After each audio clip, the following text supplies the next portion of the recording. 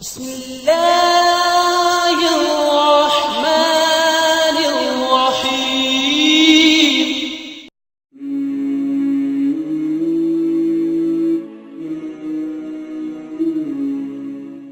بسم الله الرحمن الرحيم. الحمد لله نحمده ونستعينه ونستغفره ونؤمن به ونتوكل عليه ونعوذ بالله من شرور أنفسنا ومن سيئات أعمالنا. من يهده الله فلا مضل له ومن يضلل فلا هادي له وأشهد أن لا إله إلا الله وأشهد أن محمدا عبده ورسوله. اللهم صل على محمد وعلى آل محمد كما صليت على إبراهيم وعلى آل إبراهيم إنك حميد مجيد. اللهم بارك على محمد وعلى آل محمد كما باركت على إبراهيم وعلى آل إبراهيم إنك حميد مجيد. اللهم رب اشرح لي صدري ويسر لي أمري واحلل عقدۃ من لسانی یفقہوا قولی. سب کو السلام علیکم. اچھا جی، ہم انسان، جادو اور جنات یہ والا کورس کر رہے ہیں. ہم اس کی 3 کلاسز لے چکے ہیں. آج ہماری 4تھی کلاس ہے جس میں ہم نے دیکھنا ہے کہ جادو کا علاج کیسے کرتے ہیں. پچھلی دفعہ ہم نے پڑھا تھا کہ جادو کے جو معالج ہیں ان کی کیا صفات ہونی چاہیے اور اس کو کن کن باتوں کا دھیان رکھنا چاہیے. تو آج ہم ڈائریکٹ اپنے موضوع پر آتے ہیں کہ جادو سے جو متاثر شخص ہے یا جادو کا توڑ کیسے کرنا ہے. ٹھیک ہے نا؟ تو انسان جو ہے اپنی زندگی میں نماز پڑھتا ہے، اللہ کا ذکر کرتا ہے، اللہ کو یاد رکھتا ہے، مسنون دعاؤں کا اہتمام کرتا ہے. اس کے باوجود بھی بعض اوقات سستی کا شکار ہو جاتا ہے، غفلت کا شکار ہو جاتا ہے اور اسی غفلت کے عرصے میں جادو یا جنات کے حملے کا شکار ہو جاتا ہے. تو اگر کسی شخص کو یہ خیال پیدا ہو کہ شاید مجھ پر جادو کیا گیا ہے تو اس کے لیے کچھ جادو کی علامات.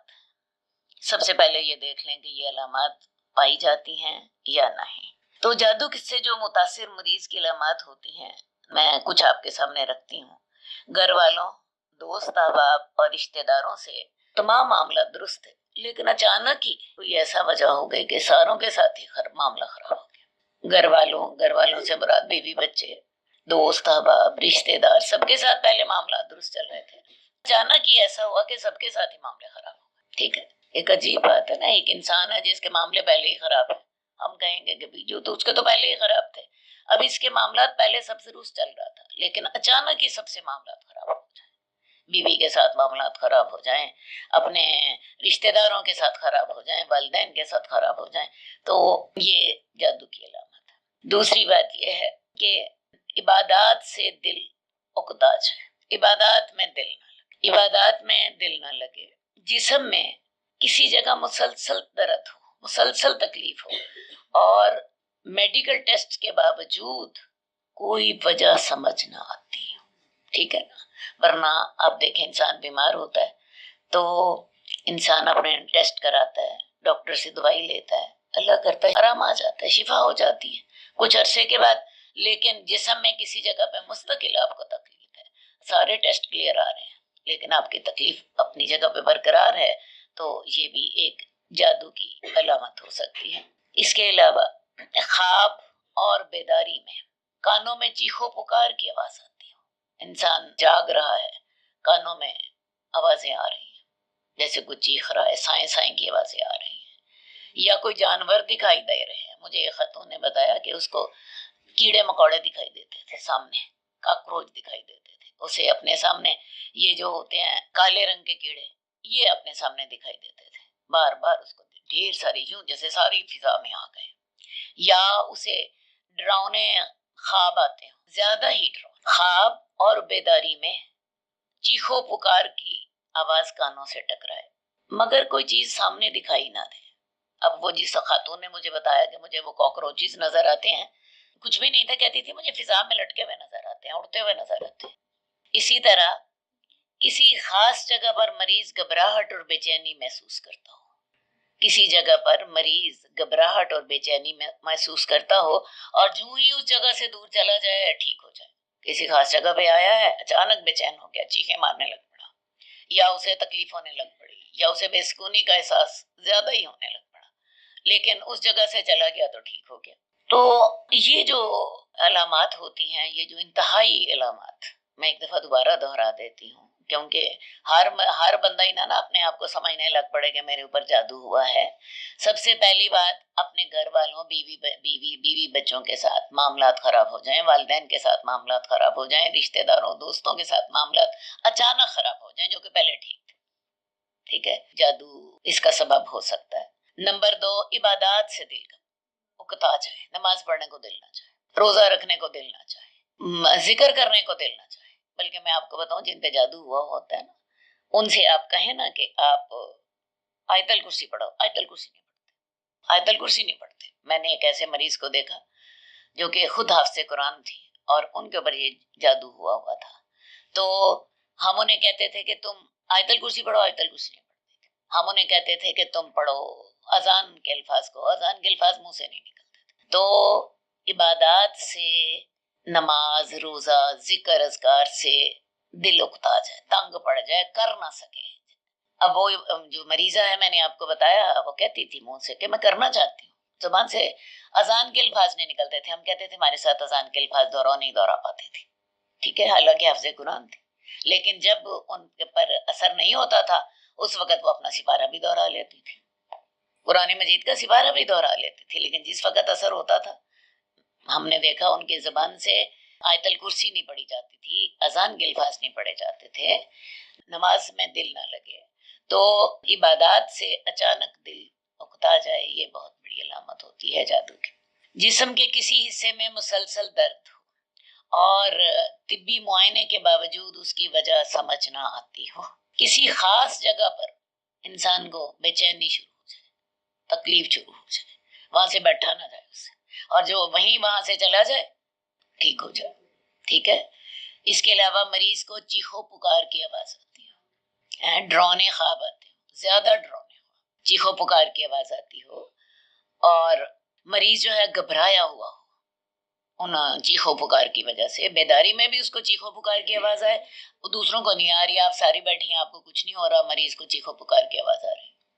صحیح ہے، اس کے کان بج رہے ہیں. ٹھیک ہے. اور یا رات کو سوتے وقت، خواب میں تو خیر ممکن ہوتا ہے، لیکن یہ بیداری والی بات جو ہے یہ خاص اثر والی بات ہوتی ہے. ٹھیک ہے. تو یہ چند علامات ہیں جن کے ساتھ انسان کو خیال ہو سکتا ہے کہ شاید اس پہ جادو ہوا ہو. اس کے علاوہ ایک اور علامت جو ہے وہ عام طور پہ جس کا معالج جو ہیں تجربہ کرتے ہیں، وہ کرتے کیا ہے کہ ان کے پاس جب کوئی مریض آتا ہے تو اسے چینی اور پانی دیتے ہیں. ٹھیک ہے. اور اس پانی پر وہ پہلے نا دم کرتے ہیں آیت الکرسی کا، سورہ فاتحہ کا اور معوذات کا. معوذات آپ کو پتا ہے نا، قل اعوذ برب الفلق، قل اعوذ برب الناس. تو وہ اس کو ایسا کرتے ہیں کہ سادے پانی کے اوپر آیت الکرسی، سورہ فاتحہ اور معوذات کا دم کرتے ہیں، دم کر کے مریض کو پلاتے ہیں، اور مریض کو پلانے کے بعد چینی کھلاتے ہیں، عام سادہ چینی جو ہوتی ہے. اگر مریض کو پانی یا چینی کا ذائقہ کڑوا معلوم ہو تو پھر تجربہ یہی بتاتا ہے کہ یہ شخص جادو سے تھا. ہم نے جامعہ رحمانیہ میں جب یہ جادو کا زیادہ ہی زور تھا تو ہم نے ایک استاد جو تھے، بڑے باشرہ تھے، متقی تھے، ان کا نام عبدالسلام ملتانی تھا، بزرگ بھی تھے. تو ہم نے ان کی ڈیوٹی لگا دی کہ آپ ایسا کریں، جامعہ رحمانیہ میں مغرب کے عصر سے لے کے مغرب کے درمیان وہ بیٹھتے تھے، ان کے پاس بہت مریض آتے تھے اور اللہ نے ان کے ہاتھ میں شفا بھی دی ہوئی تھی.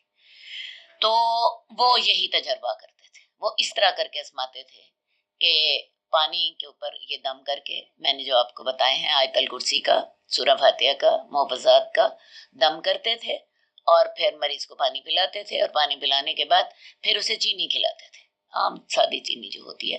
اگر مریض کو وہ چینی کڑوی لگے یا پانی کڑوا لگے تو پھر وہ کہتے تھے کہ یہ اس پہ جادو ہے، اس کا علاج کرتے تھے. اور اگر کسی کو ان کے ذائقے میں فرق نہیں لگتا تھا تو وہ کہتے تھے کہ نہیں، تمہیں جادو نہیں ہے. تو یہ بھی ایک بہت بڑی علامت ہے جو کہ تجربے سے ثابت ہوتی. ٹھیک ہے جی. तो बहरहाल अब एक बात का आपने अंदाजा कर लिया कि इस शख्स पे जादू हुआ है। जादू की मैंने मोटी मोटी अलामतें आपको बता दी। अब हमने करना क्या है?